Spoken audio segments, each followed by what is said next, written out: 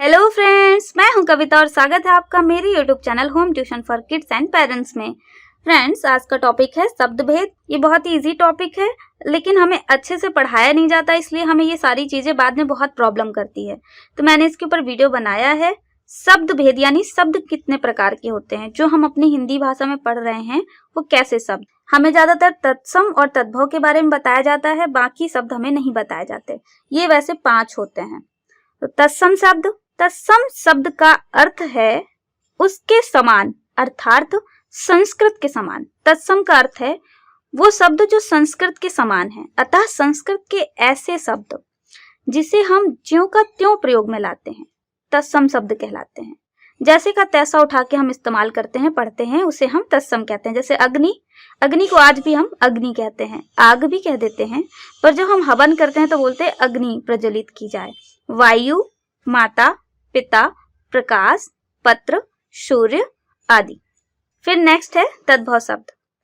तद्भव, तद धन भव शब्द का अर्थ है उससे होने वाला, अर्थात संस्कृत शब्दों से विकृत होकर यानी परिवर्तित होकर बने शब्द।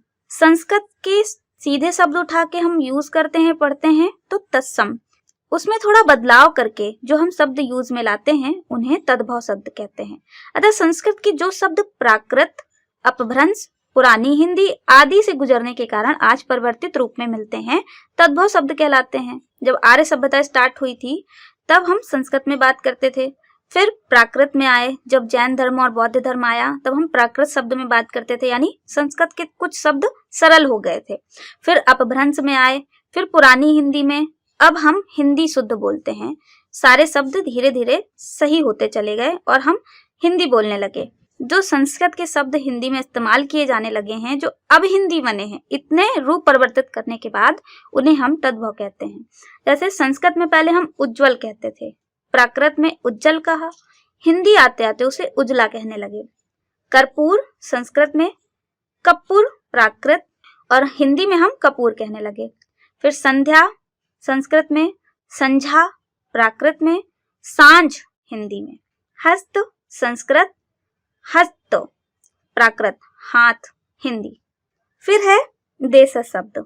देशज, देश धन ज शब्द का अर्थ है देश में जन्मा, अतः ऐसे शब्द जो क्षेत्रीय प्रभाव के कारण परिस्थिति व आवश्यकता अनुसार बनकर प्रचलित हो गए हैं, देशज या देसी शब्द कहलाते हैं। मतलब ये अपने ही देश में पैदा हुए हैं, लेकिन जब ये चीजें नहीं थी तो संस्कृत में हम इनके बारे में नहीं पढ़ते थे, पर धीरे धीरे ये चीजें हुई और हमने परिस्थिति के अनुसार उनका नाम अपने मन से रख लिया और उसी नाम में प्रचलित हो गए। उन्हें देशज या देसी शब्द कहते हैं।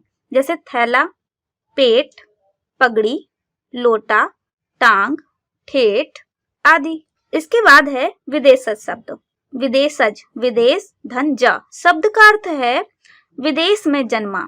हिंदी में अनेक शब्द ऐसे हैं जो हैं तो विदेशी मूल के, पर परस्पर संपर्क के कारण जहां प्रचलित हो गए हैं।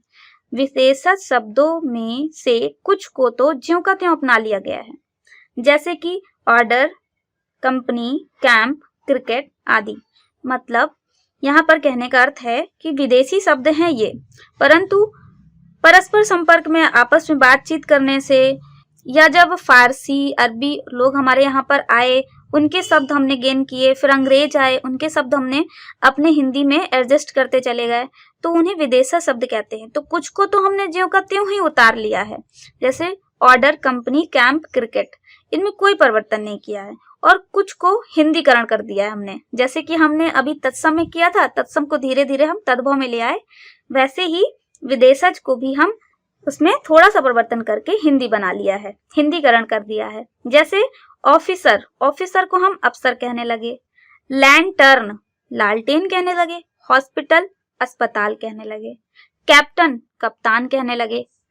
तो इन्हें हम विदेशज शब्द कहते हैं, जो जिनका जन्म तो विदेश में हुआ है, पर हमने उसे अपनी हिंदी में हिंदी की तरह ही इस्तेमाल करने लगे हैं। फिर इसके बाद है संकर शब्द। संकर यानी मिश्रण दो चीजों का, दो भिन्न स्रोतों यानी भाषाओं से आए शब्दों के मेल से बने नए शब्दों को संकर शब्द कहते हैं। जैसे छाया, दार। छाया संस्कृत का शब्द है और दार फारसी शब्द है, तो छायादार। जैसे पान हिंदी का है, दान फारसी वर्ड है, पान दान। नाका हिंदी वर्ड है, बंदी फारसी वर्ड है, नाका बंदी। रेल अंग्रेजी वर्ड है और गाड़ी हिंदी है, रेलगाड़ी। सील अंग्रेजी है, बंद फारसी है, सीलबंद। तो इन्हें हम संकर शब्द कहते हैं, दो शब्दों के मेल से बने, दो भिन्न प्रकृति के शब्द, यानी कोई हिंदी है, कोई संस्कृत है, कोई अंग्रेजी है, कोई फारसी है। ऐसे शब्दों को मिलाकर हमने जो शब्द नए तैयार किए हैं उन्हें हम संकर शब्द कहते हैं। तो फ्रेंड्स, कैसा लगा आपको मेरा वीडियो? इसके आगे भी और सारी चीजें हैं, लेकिन अभी इतना ही काफी है समझने के लिए। अगर आपको इसके आगे का वीडियो चाहिए और ज्यादा गहन अच्छे से समझना चाहते हैं आप चीजों को, तो मैं उसका भी वीडियो बना दूंगी। आप कमेंट बॉक्स में मुझे लिख कर बताएं। तो फ्रेंड्स, आज का वीडियो पसंद आया तो वीडियो को लाइक शेयर सब्सक्राइब करना ना भूलिएगा। वीडियो पसंद आता है तो मुझे कमेंट में जरूर लिख के बताएं। मैं आप सबके कमेंट जरूर पढ़ती हूँ और मुझे बहुत खुशी मिलती है। और हिंदी के सारे वीडियो आपको प्लेलिस्ट में मिल जाएगा। आपको हर सब्जेक्ट का अलग प्लेलिस्ट मिलेगा, मैथ्स, इंग्लिश, हिंदी, तो आप उसमें सर्च कर सकते हैं। तो जल्दी मिलते हैं नेक्स्ट वीडियो में, तब तक के लिए बाय बाय, थैंक यू।